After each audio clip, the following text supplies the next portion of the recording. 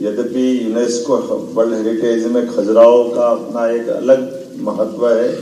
हमारे टूरिज्म के माध्यम से भी खजुराहो उत्सव और पता नहीं कितने प्रकार के प्रयास कर रहे हैं, लेकिन खजुराहो के साथ जैसे ही बात या नाम निकलता है तो खजुराहो के पत्थर भी बोलते हैं। यहाँ की प्रतिमाएं बात करती दिखाई देती है। उनकी अपनी कलाकृतियाँ, प्राचीन स्थापत्य का वो जो अद्भुत सौंदर्य जिसके आधार पर दुनिया खींची चली आती है।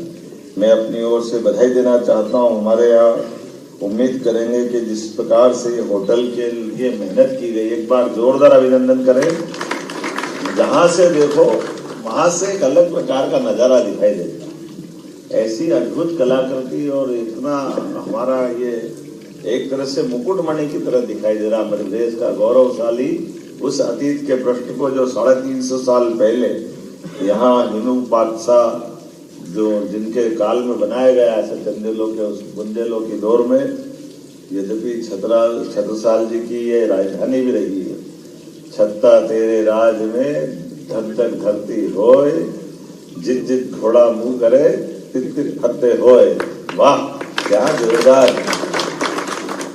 और क्या यहाँ का कभी आप ओबेरॉय जी, यहाँ का हमारा वीर रस का बुंदेलों की गौरव गाथा गाते गाते छत्रसाल से पहले का भी अलाउद्दीन का काल भी याद करोगे।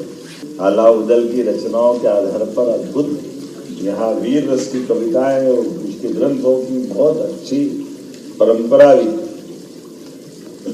मैं मान के चलता हूँ कि जब यहाँ हम अपने पन्ना के टाइगर रिजर्व की तरफ से भी और छतरपुर के अद्भुत उस गौरवशाली अतीत के साथ जहाँ आर्कियोलॉजी जुड़ी है, ऐसे में ये लगभग 70 एकड़ में अद्भुत प्रॉपर्टी बनी है। इसमें 16 कमरे तो ऐसे लगे कि, और आपने कहा कि 16 की अलग अलग आनंद है। हर बार एक बार आकर के इच्छा होगी कि यहाँ हम अपने बार बार मुकाम बनाए। और यहाँ कोई होटल खुलता तो होटल केवल पर्यटकों के लिए नहीं होता, बड़े पैमाने स्थानीय लोगों को रोजगार देने का भी होता है।